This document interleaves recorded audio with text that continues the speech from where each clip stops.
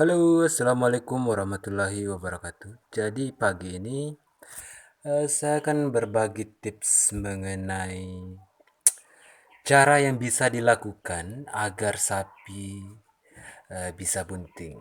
Terkadang kan kalau kita beternak sapi itu kita menemui sapi yang birahi terus tidak pernah mau jadi-jadi ibenya ya kan. Dan apa yang ingin saya bagikan pada kali ini atau di video ini ialah usaha yang bisa dilakukan agar sapinya bisa bunting, agar sekali di IB saja bisa jadi. Jadi mungkin tips ini saya rasa ya mungkin eh, banyak peternak di luar sana yang tidak setuju dengan tips yang akan saya bagikan pada hari ini. Cuman inilah yang saya lakukan dan sapi saya akhirnya bisa bunting. Ya, saya itu cukup lama juga beternak sapi dan sapinya tidak mau bunting-bunting. Beneran. Kayaknya sampai 2 tahun setengah lah. Saya pelihara sapi ya, tapi saya memang memelihara sapi darah. Tapi sapi darah itu ya memang udah agak tua umurnya ya. Dia udah wajib bunting, tapi nyatanya berkali-kali di IB nggak bisa jadi-jadi. Dan pada saat itu eh, memang sistem beternak saya itu bisa dibilang begitu apa namanya begitu simpel karena kandangnya itu seluas 6 kali 7. Jadi bagian lantai bawahnya itu dijadikan sebagai kandang sapi dan lantai atasnya yang tingginya mungkin lebih dari 2 meter dengan luas 6 kali 7 itu diisi penuh dengan jerami. Dan tahulah kalau banyak jerami kan, saya selalu memberinya jerami tanpa batas. Pokoknya malam dikasih jerami, pagi di jerami, siang jerami. Hijauannya mungkin ya sangat sedikit. Dan alhasil selama 2 tahun berturut-turut saya apa namanya saya melakukan itu, saya memberi jerami pada sapi saya dan tidak ada yang mau bunting. Lalu saya berpikir, saya ini dari kecil sudah menjadi peternak. Hanya saja kemarin saya sempat beri karena saya sekolah dan saya kerja dan sekarang ini saya fokus lagi beternak sapi di rumah karena ya memang pengennya di rumah aja sekarang ya. Dan selama 2 tahun setengah itu saya nggak dapat apa-apa dari sapi dan akhirnya saya mengubah pendapat saya bahwa saya itu selama ini begitu mudahnya memelihara sapi dengan hanya mengandalkan jerami.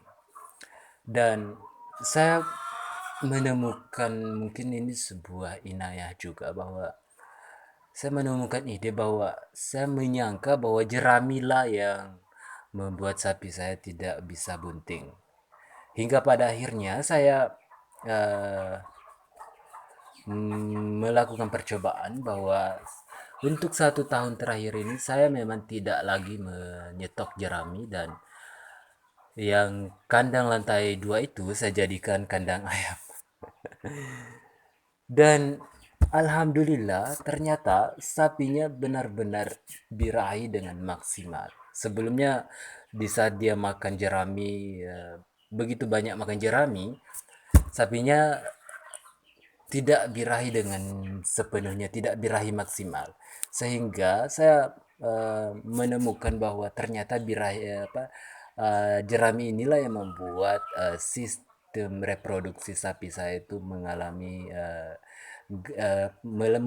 kegagalan dalam memproduksi sel-sel telur yang dibutuhkan sehingga uh, uh, sel telur ini atau apa namanya alat kandung apa sih istilahnya ya apa namanya kantong kandungan sapi itu tidak memproduksi apa yang seharusnya dia produksi sehingga perintah birahinya itu tidak pernah maksimal.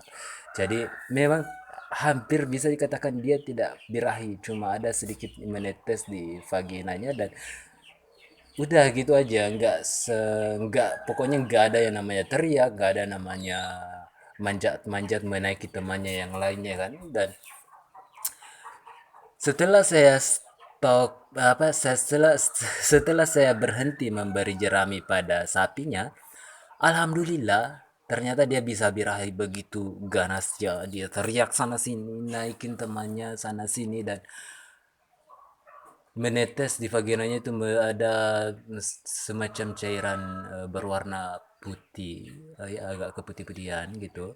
Eh, dan saya memanggil Pak Mantrinya untuk mengibe pada hari berikutnya, dan alhamdulillah ternyata jadi.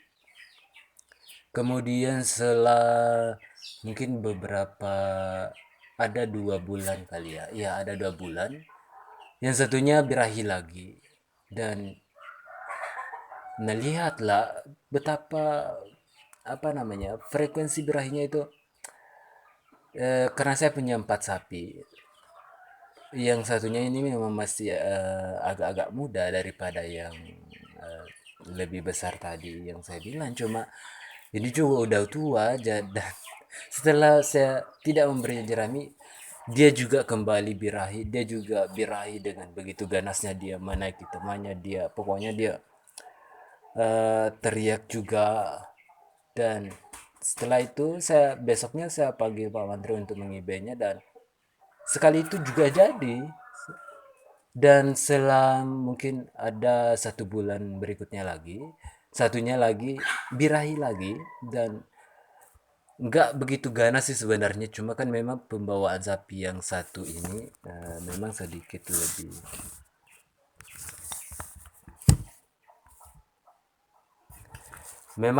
lebih, apa namanya, eh, lebih kemayu lah.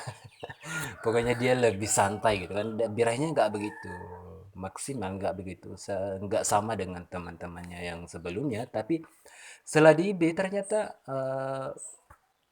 tidak tidak pernah birahi lagi. Dan saat ini puting susunya juga udah lumayan membesar, dan apa, kantong susunya udah membesar. Dan saya udah periksa bahwa setelah saya peras-peras apa namanya, puting susunya itu udah keluar lendir, lendir juga, lendir hamil, lendir bunting. Jadi ya, saya pikir memang jerami inilah yang membuat sapi saya selama ini tidak mau birahi. Jadi itulah usaha saya supaya kena apa namanya, sehingga sapi saya bisa bunting. Selama beberapa tahun ini seandainya saya tidak begitu, ya mungkin apa namanya, seandainya saya udah lama menemukan ide ini, ada orang yang memberitahu bahwa jerami itu bisa mencegah bisa membunuh sistem reproduksi sapi betina, ya mungkin udah banyak sapi di dekat rumah ya. Karena lumayan ada 3 ekor, saya sekarang 4 ekor ya. Ada 3 ekor indukan yang memang udah siap untuk melahirkan, dan seharusnya dia udah melahirkan dari tahun-tahun kemarin, tapi nyatanya baru tahun ini. Di saat setelah saya menghentikan pemberian jerami. Dan bukan hanya itu sih sebenarnya, usaha saya juga apa namanya, eh menghentikan pemupukan kimia pada rumput gajah yang ada di kebun rumput.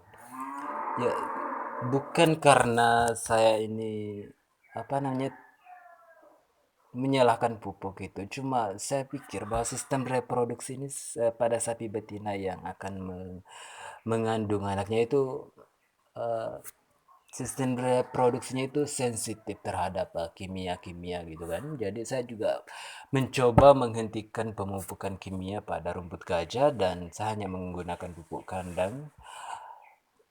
Jadi itu juga salah satu usaha saya. Jadi saya tidak sepenuhnya menyalahkan jerami, tapi saya juga apa namanya sedikit menaruh perhatian, menaruh apa namanya kecurigaan pada rumput gajah yang begitu subur karena pupuk. Ya, kita tahu bahwa kimia itu bisa merusak apa namanya sistem reproduksi sebuah jaringan sel dalam tubuh makhluk hidup kan. Jadi kita juga harus menghindari itu namanya apa cuma saya belum yakin aja kalau misalnya rumput gajah yang begitu subur dan dipupuk dengan pupuk urea, pupuk apapun itu, pupuk apa namanya, pupuk kimia-kimia lainnya yang mengandung apa namanya, zat-zat tertentu sehingga bisa mencederai sistem reproduksi sapi betina. Tapi saya juga melakukan penelitian itu karena kenapa? Saya ingin melihat bahwa apa bisa sapi ini setiap tahun bisa melahirkan karena apa namanya, pengaplikasian eh, pemberian pakan yang tidak menggunakan jerami dan rumput gajah yang dipupuk. Alasan lain kenapa jerami itu sebenarnya cukup berbahaya bagi sapi. Bukan berbahaya gimana sih, cuma sistem reproduksinya itu tidak bisa berkembang karena kenapa? Anda pasti kalau Anda peternak sekaligus petani, pasti Anda pernah melihat atau menggunakan berbagai macam pestisida untuk mengusir hama atau serangga pada padi yang pada saat itu yang hendak berbuah kan hingga pada saat menguning. Jadi kita selalu menyemprotkan pestisida-pestisida anti serangga pada padi yang sedang berbuah dan kita tahu bahwa padi itu berbuah hanya sekitaran sebulanan lah ya, kurang dari sebulanan dan kita selalu menyemprotkan 3 kali seminggu pestisida-pestisida yang begitu berbahaya sebenarnya buat kesehatan makhluk hidup cuma karena kalau tidak disemprot pestisida kan padinya juga enggak berhasil juga kan jadi dan disitulah mungkin ada hingga namanya zat-zat pestisida atau zat-zat racun yang menempel pada bagian daun batang padi dan ketika menguning kita apa namanya kita potong padinya dan di apa namanya kemudian dirontok dan diambil jeraminya. Nah jerami ini sudah pasti mengandung begitu banyak pestisida yang mungkin bisa mencederai sistem reproduksi sapi begitu kan. Jadi alasan saya tidak menggunakan jerami itu karena saya melihat bahwa jerami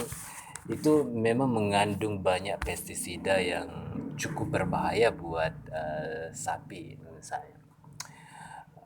Nggak terlalu berbahaya sih sebenarnya cuma kalau kita peternak kita tahu bahwa penghasilan kita itu hanya dari ketika sapi melahirkannya kan dan kalau sapinya nggak melahirkan berarti kita nggak dapat apa-apa.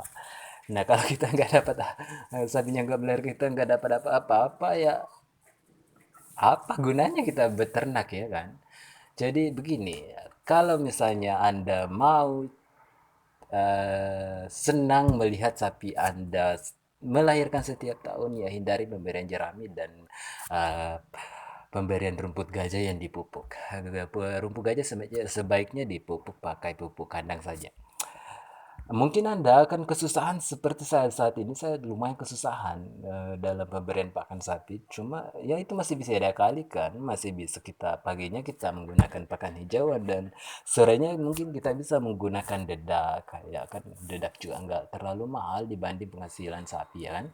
Misalnya kita menghabiskan dedak sebanyak 5 jutaan per tahun untuk 4 ekor, 3 ekor sapi lemosin kan.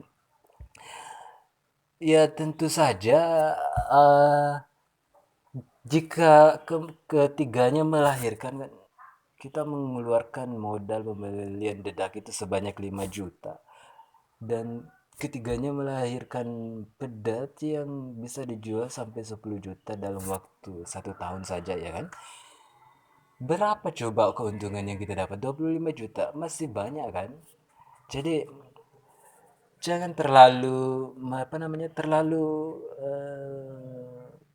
takut tidak ada pakan di saat pakan susah.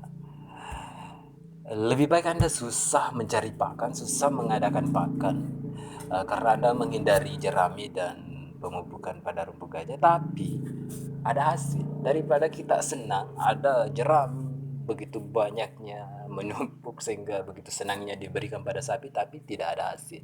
Ada rumput gajah yang luas terus menghijau karena pemupukan kimia yang berlebihan, mungkin berlebihan ya, Tapi sapinya nggak berhasil. Sementara peternak itu, sebagai peternak kita itu mendapat profitnya dari ketika sapi melahirkan ya kan. Dan ketika sapi tidak melahirkan sama saja kita tidak ada hasil. Jadi itu aja intinya. Kalau Anda mau sukses, Anda mau melihat sapi Anda berhasil apa namanya melahirkan pada setiap tahun ya anda harus susah mengadakan pakan karena Anda tidak boleh memberikannya jerami dan tidak boleh memberikan rumput gajah yang dipupuk pakai pupuk kimia. Jadi Anda memang harus capek juga sebenarnya. Tapi kecapean itu tidak meresahkan pikiran karena kita selalu melihat hasil sapi selalu melahirkan pedat ya kan. Oke, mungkin itu saja tips dari saya kali ini. Mungkin ya sedikit, mungkin mungkin banyak peternak yang di luar sana tidak setuju dengan ide saya saat ini. Cuman itulah yang saya lakukan sehingga apa yang saya lakukan bertahun-tahun yang lalu mungkin tidak perlu Anda apa namanya alami.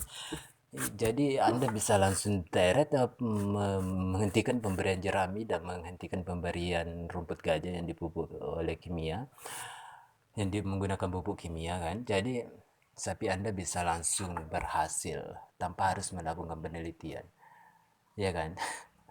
Baiklah mungkin cuma itu video kali ini dan ya jangan lupa subscribe ya. Bukan saya mengharap Anda begitu banyak untuk subscribe, cuma karena kalau Anda subscribe di channel ini, Anda akan mendapatkan notifikasi-notifikasi tentang peternakan ya mungkin tidak begitu Anda butuhkan, tapi ya mungkin berguna lah buat Anda. Lalu apa gunanya di subscribe kalau nggak dibutuhkan ya? Ya mungkin Anda butuhkan, cuma ya begitulah pendapat saya memang selalu ngasal dan mungkin meresahkan bagi orang lain, cuma itulah yang saya lakukan. Saya selalu nggak pernah berhenti belajar untuk meneliti apa sih kekurangan dalam peternakan ini, ya kan? Oke, baiklah. Sampai jumpa di video berikutnya. Assalamualaikum warahmatullahi wabarakatuh.